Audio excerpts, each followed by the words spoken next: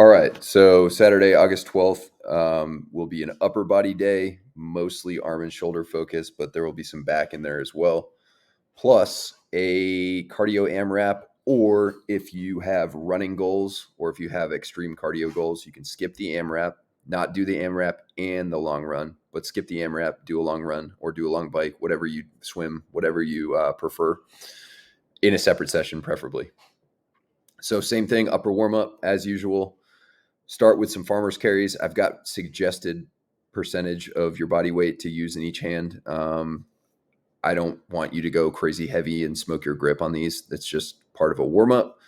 And then another straight arm pull down. Again, getting those lats nice and warmed up, getting your shoulder joints lubricated a little bit, and prepping for the session. And then B3 is going to be jumping push-ups.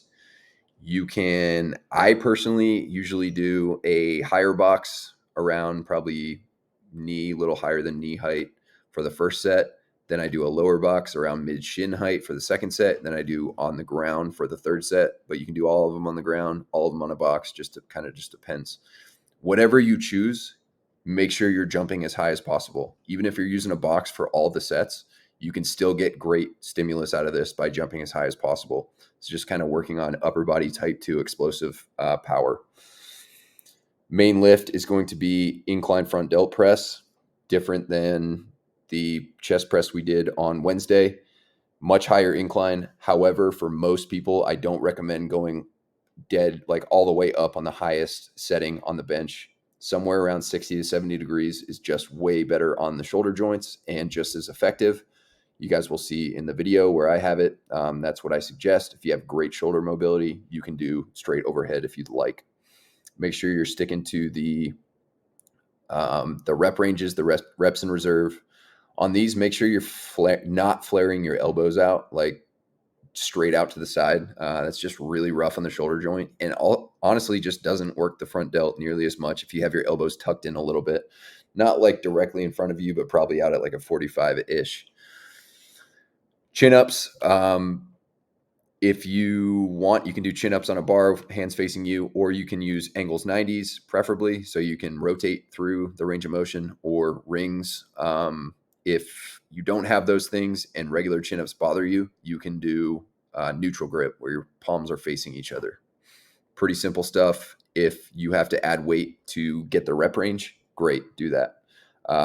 Not taking chins to failure.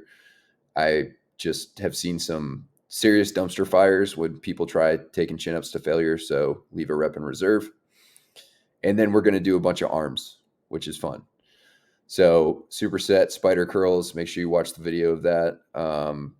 With incline bench laterals, literally just use the same exact bench. You probably will use about the same amount of weight. I probably personally do laterals with a little bit more weight than spider curls, but make sure you're not cheating the spider curls. You're going past failure on the second set. It's one of the safest exercises ever to take to failure if you do it right and leave your upper arms where they're at and not swinging them around.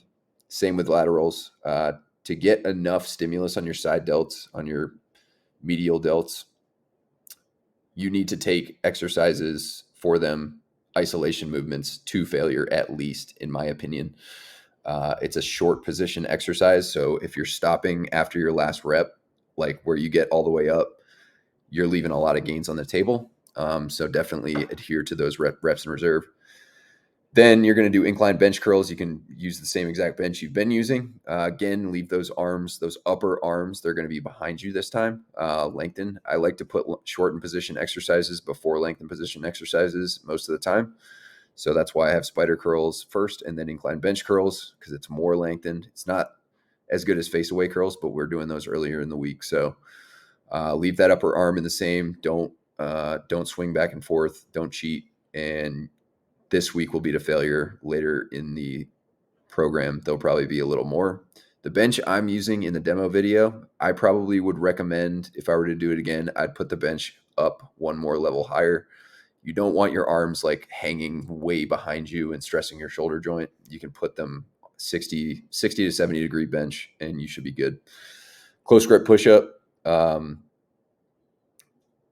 Do put your hands a distance apart from each other that is comfortable on your wrists. They should not be touching. You'll see in my demo, they're probably just inside shoulder width apart. My hands are probably 6 to 8 inches apart. That's just a lot better on the wrists, and it works the triceps better. But you can go kind of anywhere from like shoulder width apart, a little bit in, and you should be good with those. Make sure you're going nice, slow, and controlled. Make 20 reps at the most feel hard. If you preferably make 10 to 12 reps feel really hard by going slow. If you want, you can wrap a band around on both hands and wrap it around your back to give yourself some more resistance in that short position. Totally up to you. Overhead rope tricep, make sure you watch the demo video on this. A lot of people do this with like basically directly up and down, and for whatever reason, they have the cable all the way on the floor. You don't need to do that. It's super pain in the ass to get in and out of. So if you watch the video, I have the cable around my waist height. I've got 2 ropes, and I'm also kind of going out in a Y position, not jamming my shoulder and going directly overhead. It's just not good for your shoulders. So definitely follow the video.